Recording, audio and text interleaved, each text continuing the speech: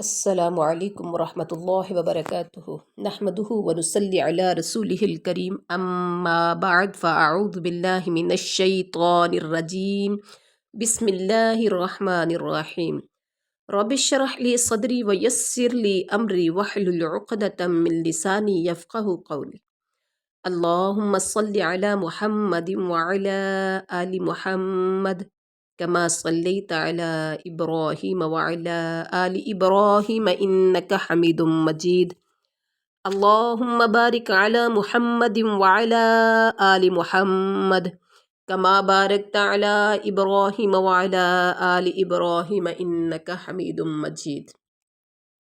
الحمدللہ، اللہ کے فضل و کرم سے آج کا لیسن نمبر 92 اور آیت نمبر 101 5واں پارہ سورۃ النساء سٹارٹ ہو رہی ہے۔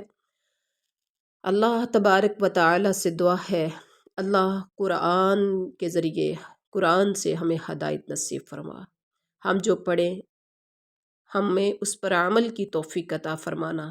اللہ یہ قرآن ہمارے لیے باعث نجات بنا دینا اور اس قرآن کے ذریعے ہماری دنیا اور آخرت کی پریشانیاں دور کر دینا۔ یا اللہ ہم سب میں سے جتنے لوگ لسنر ہیں، جتنے سن رہے ہیں، جتنے آمین کہہ رہے ہیں، اللہ ہم سب کی پریشانیاں، دکھ، تکالیف اور سب کی اولادوں کو نیک بنا دے۔ تو چلیے سٹارٹ کرتے ہیں۔ سب سے پہلا ہمارا پورشن ہے تجوید کا۔ وَإِذَا، وَإِذَا اور جب، اور اذا جب، ضربتم ضربتم تم سفر پر نکلو، فی الارض زمین میں، فی الارض زمین، فلیسا تو نہیں ہے، علیکم تم پر، جناح کوئی گناہ، یہاں حن پڑھیں گے کیونکہ آگے حمزہ آ گیا ہے اور اخفا نہیں ہوگا بلکہ اظہار ہوگا۔ جناح نون ساکن کے اوپر یہاں پر اخفا کریں گے کیونکہ آگے حروف حلقی میں سے کوئی حرف نہیں آ رہا۔ کہ تقصروا تم سب قصر کرو، من الصلاۃ نماز میں سے، اگر خفتم، ان خفتم اگر تم ڈرو، ان یفتینکم کہ وہ ستائیں گے، کو تمہیں، یعنی کم ہے تمہیں آگے ملانے کے لیے میم کے اوپر پیش آ گئی، ان یفتینکم الذین کہ تمہیں ستائیں گے وہ لوگ، کفروا جنہوں نے کفر کیا، ان الکافرین ان کے اوپر غنہ کریں گے، نون مشدد اور مین مشدد پر غنہ ہوتا ہے جو کہ ایک الف کے برابر کیا جاتا ہے، یا ایک انگلی مٹھی بند کرے، جتنا ٹائم ایک انگلی کو کھولنے میں آرام سے لگے گا اتنا ٹائم نون مشدد کو اور میم مشدد کو ادا کرنے میں لگے گا۔ پریکٹس کیجئے۔ ان ٹھیک ہے، کافرین سب کافر، کانو ہے، لکم تمہارے، عدوم یہاں میم مشدد آ گیا، ٹھیک ہے، یہ نون مشدد ہے اور یہ میم مشدد ہے، دونوں پر کیا ہوگا، غنہ، عدوم مبینہ واضح، عدوم دشمن، عدوون دشمن، مبینہ ظاہر واضح۔ اب ہم آتے ہیں لفظی ترجمہ سے با محاورہ ترجمہ کی طرف۔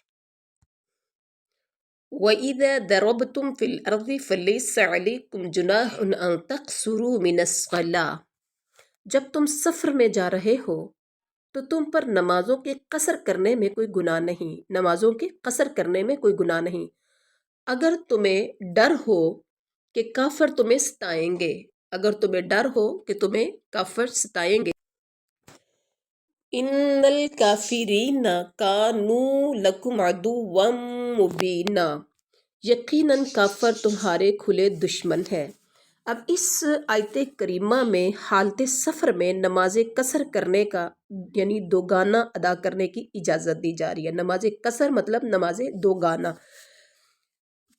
ان خفتم جو کہا گیا، ان خفتم اگر تمہیں ڈر ہو، یعنی غالب احوال کے اعتبار سے ہے کیونکہ اس وقت پورا عرب دارالحرب بنا ہوا تھا، کسی طرف کا بھی سفر خطرات سے خالی نہیں تھا، یعنی یہ شرط نہیں ہے کہ سفر میں خوف ہو تو قصر کی اجازت ہے، جیسے قرآن پاک میں اور بھی بعض مقامات پر اس قسم کی قیدیں بیان کی گئی ہیں جو اتفاقی یعنی غالب احوال کے اعتبار سے ہے۔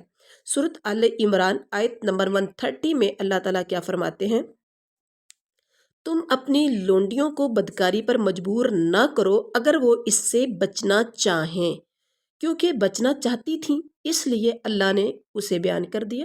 اور سورۃ نور کی آیت نمبر 33 میں فرمایا کہ وَلَا تُكْرِهُوا فَتَيَّاتِكُمْ عَلَى الْبِغَاءِ إِنْ أَرَدْنَا تَحَصُّنًا، ٹھیک ہے، کہ اگر تم اپنی لونڈیوں کو بدکاری پر مجبور نہ کرو اگر وہ اس سے بچنا چاہیں، جبکہ اس سے آیت سورۃ آل عمران کی آیت نمبر 130 میں ہے لا تأکلوا الربا اضعافا مضاعفا، کیا ہے کہ تم سود کو بڑھا چڑھا کر نہ کھاؤ، ٹھیک ہے۔ اب یہاں پر دیکھا جائے، اب یہاں پر 2 آیات ایک مثال کے طور پر یعنی کہ بیان کی گئی ہیں کہ ایک میں ہے کہ تم سود کو بڑھا چڑھا کر نہ کھاؤ، مطلب زیادہ نہ کھاؤ، تھوڑا کھا سکتے ہو، اور دوسری آیت جو سورۃ نور کی میں نے پڑھ کے سنائی کہ تم اپنی لونڈیوں کو بدکاری پر مجبور نہ کرو اگر وہ اس سے بچنا چاہیں، چونکہ بچنا چاہتی تھی اس لیے اللہ نے انہیں اسے بیان کیا۔ یہ نہیں ہے کہ اگر وہ بدکاری پر آمادہ ہوں تو پھر تمہارے لیے یہ جائز ہے کہ تم ان سے بدکاری کروا لیا کرو، نہیں۔ بعض صحابہ رضوان اللہ علیہم کے ذہن میں بھی یہ اشکال آیا تھا کہ اب تو امن ہے، ٹھیک ہے، ہمیں سفر میں نماز قصر کرنے کی اجازت یا قصر نہیں کرنی چاہیے، کیونکہ یہ تو بات خوف کی بات ہو رہی ہے کہ دشمن کا تمہیں خوف ہو، تو اس کا مطلب امن کی حالت میں نماز قصر نہیں کر سکتے۔ نبی کریم صلی اللہ علیہ وسلم نے فرمایا یہ اللہ تعالیٰ کی طرف سے تمہارے لیے صدقہ ہے، اس کے صدقہ کو قبول کرو۔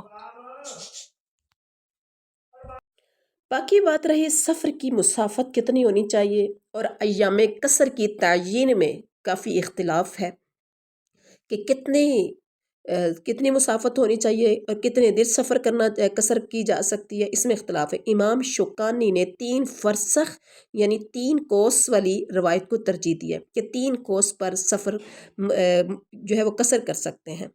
اسی طرح بہت سے محققین علماء اس بات کو ضروری قرار دیتے ہیں کہ دوران سفر کسی ایک مقام پر 3 یا 4 دن سے زیادہ قیام کی نیت نہ ہو، اور اگر اس سے زیادہ قیام کی نیت ہو تو پھر نماز قصر کی اجازت نہیں۔ اگر 3 یا 4 دن سفر کی یا 3 دن وہاں قیام کی نیت ہے تو پھر نماز قصر پڑھی جائے، اگر 3-4 دن سے زیادہ ہے تو پھر وہاں قصر نہیں پڑھنی چاہیے۔ اگلی آیت میں ہے وَإِذَا، اور قصر جو ہے نا، نماز قصر کی 2 رکعات ہیں، ذہن میں رکھیے، نماز قصر کی 2 رکعات ہیں، ٹھیک ہے۔ اور وَإِذَا، اور جب کنت آپ موجود ہوں، آپ ہوں، فیہم ان میں، فَأَقَمْتَ پس آپ کھڑے کریں، لَهُمُ الصَّلَاةَ ان کے لیے نماز، فَلْتَقُمْ تو چاہیے کہ کھڑی ہو، طَائِفَةٌ مِّنْهُمْ ایک جماعت ان میں سے، مَعَكَ آپ کے ساتھ، وَلْيَأْخُذُوا اور چاہیے کہ وہ سب پکڑیں، أَسْلِحَتَهُمْ اپنے ہتھیار، فَإِذَا پھر جب سجدوا وہ سب سجدہ کر لیں، فَلْيَكُونُوا تو چاہیے کہ وہ سب ہو جائیں، مِن وَرَائِكُمْ آپ کے پیچھے، وَلْتَأْتِ اور چاہیے کہ آئے، طَائِفَةٌ ایک گروہ، اخرى دوسرا، لم یصلوا نہ ان سب نے پڑھی ہو نماز، فلیصلوا تو چاہیے کہ وہ نماز ادا کر لیں، معک آپ کے ساتھ، ولیأخذوا اور چاہیے کہ وہ سب لیے رکھیں، حذرہم اپنا بچاؤ، واسلحتہم اور اپنے ہتھیار۔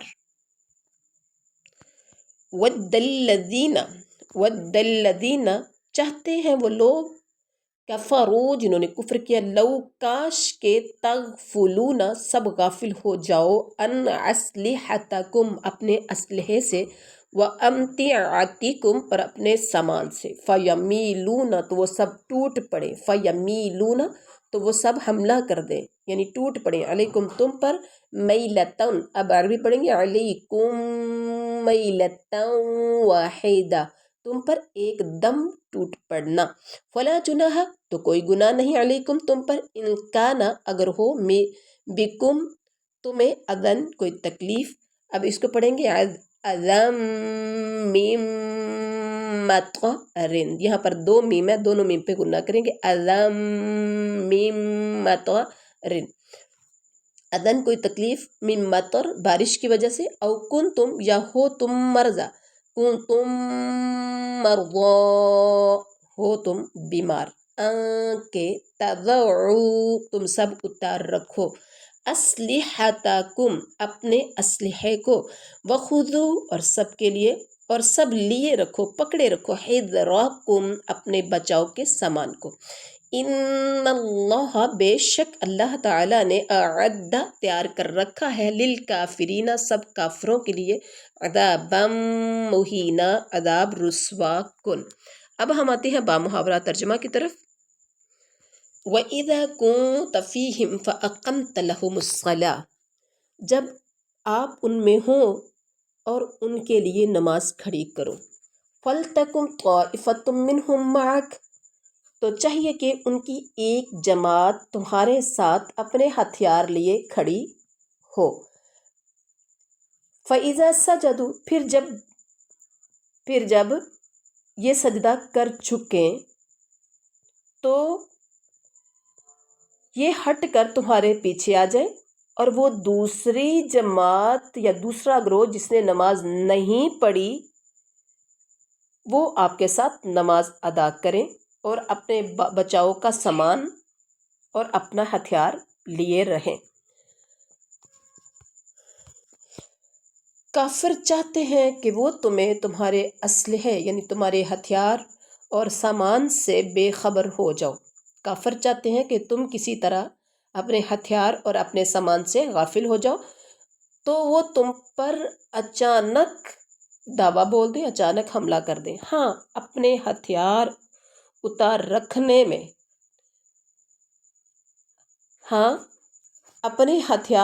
رکھنے میں اس وقت تم پر کوئی گناہ نہیں جب کوئی تمہیں تکلیف ہو، یا بوجہ بارش کے یا بیماری کے سبب، او کنتم مرضى یا بیماری کے سبب تم اپنے ہتھیار رکھ سکتے ہو، اور سب لیے رہو اپنے بچاؤ کی چیزیں ساتھ لیے رہو. بے شک اللہ تعالیٰ نے تیار کر رکھا ہے کافروں کے لیے رسوا کن عذاب.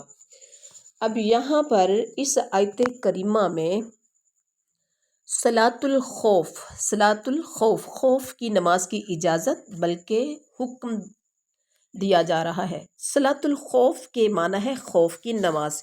یہ اس وقت مشروع ہے جب مسلمان اور کافروں کی فوجیں ایک دوسرے کے مقابل جنگ کے لیے تیار کھڑی ہوں، اور ایک لمحے کی بھی غفلت مسلمانوں کے لیے سخت خطرناک ثابت ہو سکتی ہو. ایسے حالات میں اگر نماز کا وقت ہو جائے تو صلاۃ الخوف پڑھنے کا حکم ہے. اللہ اکبر، نماز کی چھٹی نہیں ہے. غور کیجئے کتنی اہمیت ہے نماز کی، کتنی اہم ہے نماز پڑھنا. نماز کی چھٹی نہیں کہا گیا بلکہ صلاۃ الخوف پڑھنے کا حکم دیا گیا، جس کی مختلف صورتیں حدیث میں بیان کی گئی ہیں. مثلا فوج 2 حصوں میں تقسیم ہو گئی، ایک حصہ دشمن کے مقابلے میں کھڑا رہا تاکہ کافروں کو حملہ کرنے کی جرأت نہ ہو، اور ایک حصے نے آ کر نبی کریم صلی اللہ علیہ وسلم کے پیچھے نماز پڑھی.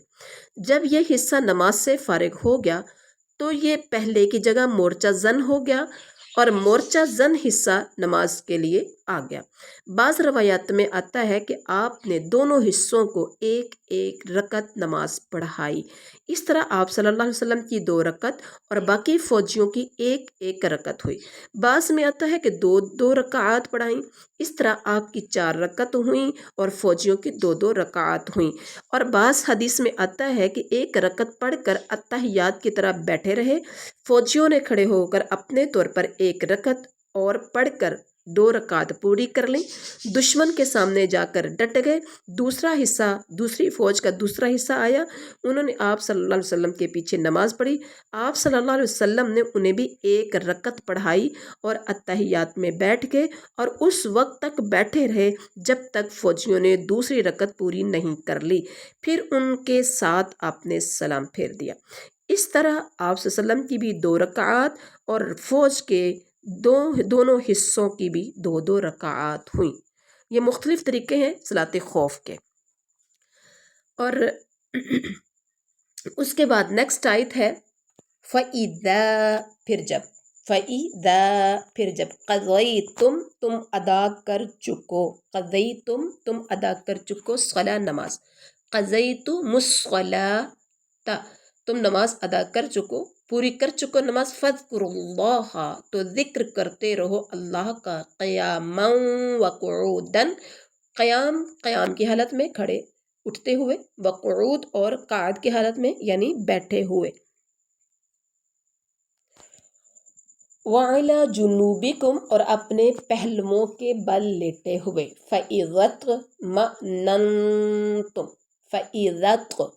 बस जब तुम इत्मीनान पालो, फ़अक़ीमुस्सलाता तो तुम सब कायम करो नमाज, इन्नस्सलाता बेशक नमाज कानत है, अलल मुमिनीना सब मोमिनों पर, किताबम मौक़ूता फ़र्ज़ मुकर्ररा औक़ात में। बामुहावरा तर्जुमे की तरफ आते हैं।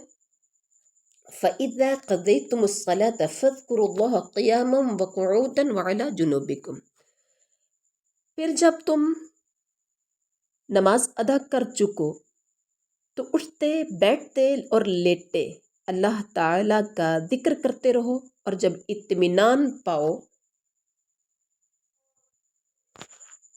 जब तुम इत्मीनान पाओ तो फ़अक़ीमुस्सलाता इन्नस्सलात तो नमाज कायम करो, यकीनन नमाज मोमिनों पर मुकर्ररा वक्तों पर फ़र्ज़ है।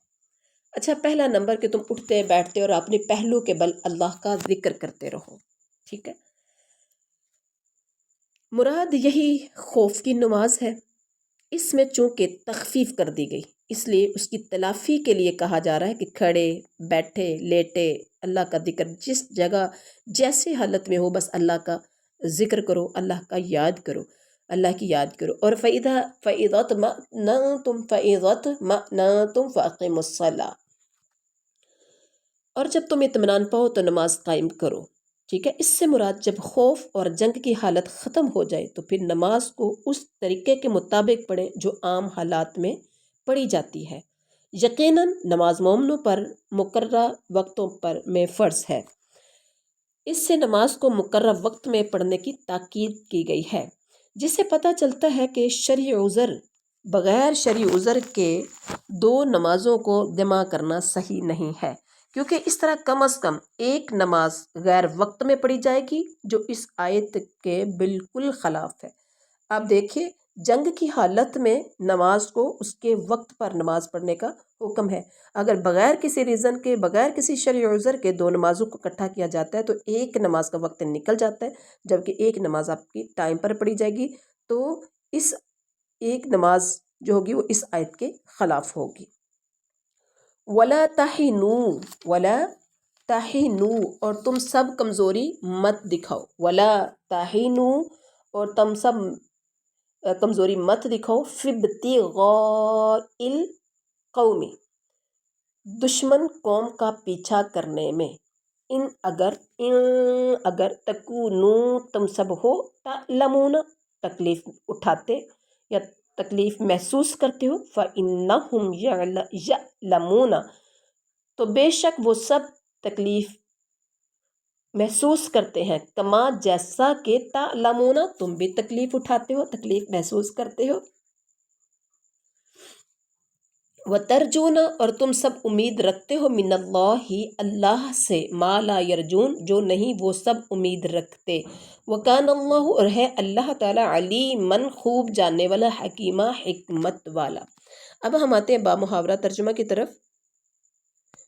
वला तहिनू फिब्तिग़ाइल क़ौमी ان کا پیچھا کرنے سے ہارے دل ہو کر بیٹھ نہ جاؤ، یعنی سستی نہ دکھاؤ۔ اگر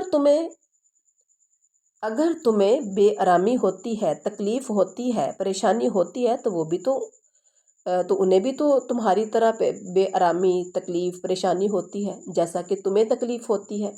لیکن ایک بات یاد رکھو، اللہ تعالیٰ سے تم وہ امیدیں رکھتے ہو جو امیدیں انہیں نہیں ہیں، اور اللہ تعالیٰ خوب جاننے والا اور حکمت والا ہے۔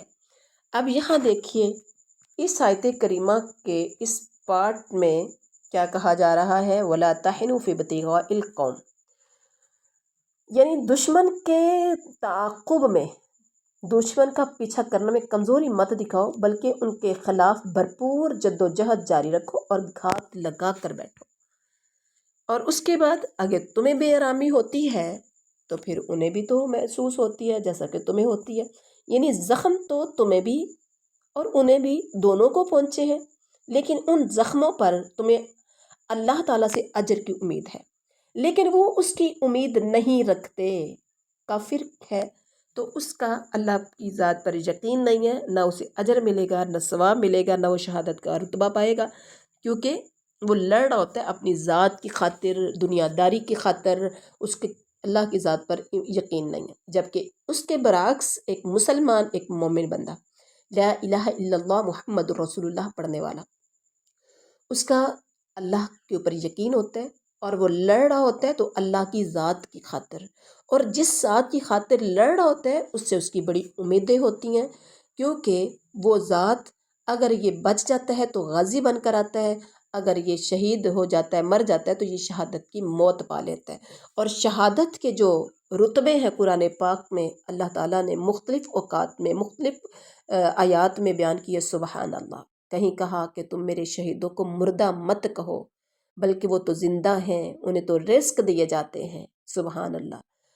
قرآن و حدیث سے شہادت کے جو رتبے ملتے ہیں، اللہ اکبر، اللہ اکبر، تو اس کے کیا کہنے، اس کا مقام کا کیا کہنا، شہادت کے مقام کا کیا کہنا، جو عزت، جو احترام، جو مقام بلند ہوگا، جو شان بلند ہوگی، کیا کہنے شہادت کے۔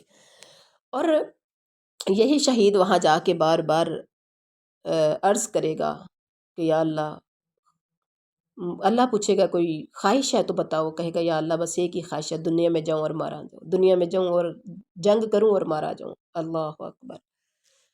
تو جو مزہ اسے اس وقت آیا تھا شہادت کے وقت میں، اسے بار بار یاد کرے گا۔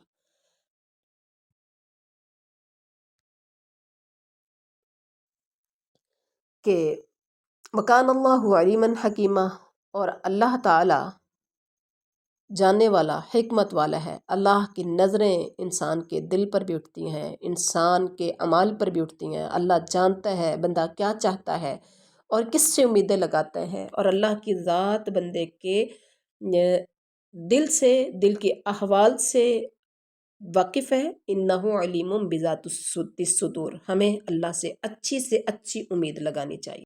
تو لاسٹ ٹائم ہم نے مدات کے قاعدے پڑھے تھے، آج ہمارا رکوع کچھ چھوٹا تھا، جلدی ہو گیا۔ مدات کے قاعدے ہم نے کل بھی پڑھے تھے پچھلے سبق نمبر 90 میں، اور کافی 6-7 اسباق ہو گئے جس میں مدات کی قواعد سٹارٹ ہیں، اور امید ہے اللہ کے گھر میں کہ آپ سب کو مدات کی سمجھ آ گئی ہوگی۔ کائنڈلی کمنٹ باکس میں بتا دیا کریں کہ آپ کو سمجھ آ رہی ہے یا کسی اور طریقے سے سمجھا دیا جائے، جزاکم اللہ خیر۔ اچھا، مدات کے قواعد میں ہم نے ایک تو مد واجب پڑھا تھا، مد واجب کی مثال یہ ہے، دوسرا ہم نے مد جائز پڑھا تھا، اور مد جائز کی مثالیں جو ہے نا ما اسقاب، ٹھیک ہے، اور اس کے بعد ہم نے مد لازم کلمی مثقل پڑھا تھا، دابتن ضالن، ٹھیک ہے، اور اس کے بعد ہم نے پڑھا تھا مد لازم کلمی مخفف، اس کی مقدار بھی 5 سے 6، یہ لاسٹ والے جو دو ہیں نا، کلمی مثقل اور کلمی مخفف، ان کو 5 سے 6 انگلیوں کے برابر یا 5 سے 6 الف کے برابر اس کو لمبا کیا جائے گا، اور اوپر والے جو دو ہیں ان کو 3 سے 4 انگلیوں کے برابر لمبا کیا جائے گا۔ امید ہے کہ آپ کو اس قاعدے کی اچھی سی سمجھ آ گئی ہوگی۔ اندازے میں اگرچہ شوق نہیں میرا شاید کہ اتر جائے تیرے دل میں میری بات، اللہ کرے قرآن پاک کا ترجمہ پڑھنے کے ساتھ ساتھ ہمارا ناظرہ اور بیسک قواعد جو ہے وہ ٹھیک ہو جائیں، اور یہ صدقہ جاریہ سمجھتے ہوئے دوسروں کو بھی شیئر کیا کریں تاکہ لوگ زیادہ سے زیادہ اس سے فائدہ اٹھا سکیں۔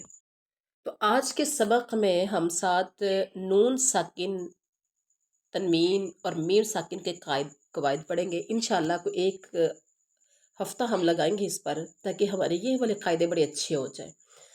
تھوڑا سا ٹائم دیا کریں اللہ کی رضا کے لیے۔ نون ساکن، سب سے پہلے نون ساکن اور تنوین۔ نون ساکن کیا ہوتا ہے؟ وہ ہوتا ہے جس پر جزم ہو، ٹھیک ہے؟ نون ساکن وہ ہوتا ہے جس پر جزم ہو۔ یہ نون وقف اور وصل دونوں صورتوں میں پڑھا جاتا ہے۔ اب یہاں مثال یہ ہے نون ساکن، یا کے بعد نون، نون کے اوپر یہ والی جو علامت ہے یہ، ٹھیک ہے؟ کہیں یہ بھی ہوتی ہے، ٹھیک ہے؟ تو یہ جزم کی علامت ہے، یہ جزم ہے۔ اور تنوین، تنوین کیا ہوتا ہے؟ یہاں پر آپ نے پڑھا نون ساکن و تنوین۔ تنوین کہتے ہیں دو زبر، دو زیر، دو پیش، اس کو تنوین کہتے ہیں۔ نون تنوین ہمیشہ کلمے کے آخر میں آتا ہے، ذہن میں رکھے گا۔ جیسے یہاں پر دیکھیں من ہادن کے نیچے دو زیر، ہمیشہ دو زبر، دو زیر، دو پیش ہمیشہ کلمے کے آخر میں آئے گا۔ نون تنوین وصل کی صورت میں پڑھا جاتا ہے اور وقف کی صورت میں نہیں پڑھا جاتا۔ نون ساکن و تنوین کے 4 قاعدے ہیں جو ہم نے سمجھنے ہیں، ذہن میں رکھیے۔ نون ساکن و تنوین کے کتنے قاعدے؟ 4۔ نون ساکن و تنوین کے 4 قواعد ہیں۔ نمبر 1 اظہار ہے، نمبر 2 ادغام ہے، نمبر 3 اقلاب ہے، نمبر 4 اخفا ہے۔ اور سب سے پہلے ہم اظہار کا قاعدہ پڑھیں گے۔ اظہار نون ساکن و تنوین کو بغیر غنہ کے پڑھنا۔ اظہار ظہر میں سے ہے، ظہر کا مطلب ہوتا ہے ظاہر کرنا، ایسا ہی ہے نا؟ اظہار ظہر میں سے ہے، مطلب کہ ہم کہتے ہیں نا یہ ظاہری طور پر ایسا ہوا، یا ہم کہتے ہیں کہ یہ ظاہری نماز ہے، اس کو جہری بھی کہتے ہیں، ظاہری بھی کہتے ہیں، ٹھیک ہے؟ ظاہر کہتے ہیں واضح کر کے پڑھنا، ٹھیک ہے؟ ہم کہتے ہیں ظاہر بات ہے یہ، یعنی پتہ ہے یہ، ٹھیک ہے؟ کچھ چھپی ڈکی تو ہے نہیں، ڈکی چھپی تو ہے نہیں، ظاہری بات ہے۔ تو اظہار ظہر میں سے ہے، جس کو کہتے ہیں واضح کرنا، اظہار کرنا۔ نون ساکن یا تنوین کے بعد، نون ساکن یہ والا اور تنوین کے بعد، تنوین دو زبر، دو زیر، دو پیش کے بعد اگر حمزہ ہا، عین ہا، غین خا میں سے کوئی حرف آئے تو وہاں اظہار ہوگا، یعنی غنہ نہیں ہوگا۔ ان 6 حروف کو حروف حلقی کہتے ہیں۔ حروف حلقی میں سے نون ساکن یا تنوین کے بعد، نون ساکن یا تنوین کے بعد حروف حلقی میں سے کوئی حرف بعد میں آ جائے، نون ساکن یا تنوین کے بعد حروف حلقی یعنی جو 6 ہیں ان میں سے کوئی آ جائے بعد میں، تو وہاں غنہ نہیں ہوگا بلکہ اظہار ہوگا، ظاہر کر کے پڑھیں گے، ٹھیک ہو گیا؟ مثال کے طور پر یا زبر نون ین، اب دیکھو نون کو ہم کیا کر رہے ہیں؟ ظاہر کر رہے ہیں۔ یا زبر نون ین، ین حمزہ زبر واو او، ین او، نون زبر نا، ین اون، ین اون۔ اب دیکھو ین، نون کو ظاہر کر کے پڑھا جا رہا ہے، ین کیونکہ آگے حمزہ آ گیا۔ اس کے بعد یا زبر نون ین، ہا زبر واو ہو، ین ہو، نون کو یہاں بھی ظاہر کیا جا رہا ہے، ین ہو، نون زبر نا، ین ہو نا۔ یا زبر نون ین، عین زیر عی، کیونکہ عین آ گیا، پہلے حمزہ کی مثال تھی، پھر ہا کی آئی، اب عین کی مثال آ گئی۔ نون ساکن کے بعد جب عین ہو، ٹھیک ہے، تو یہ حروف حلقی میں سے ہے، حمزہ ہا، عین ہا، غین خا، ینعق۔ اسی طرح سے ینحتون، ہا آ گیا، نون ساکن کے بعد ہا ہے، ینحتون، آگے ہے نون ساکن کے بعد غین ہے، فسینغون، فسینغی، یوں نہیں پڑھیں گے، ینغون۔ اگر نون ساکن کے بعد خا ہے، المنخنقۃ، المنخنقۃ، حمزہ آ گیا، من آمن، ٹھیک ہے؟ اب اس کے بعد دیکھیے دو زبر، دو زیر، دو پیش کا جو کہا، اس کی مثال دیکھیے۔ دو زبر ہے، ٹھیک ہے، یہ اس کو دو زبر کو کیا بولتے ہیں؟ تنوین بولتے ہیں۔ دو زبر کے بعد حمزہ آ گیا، عذابن علیما، بن پڑھیں گے، بن بن بن، اظہار۔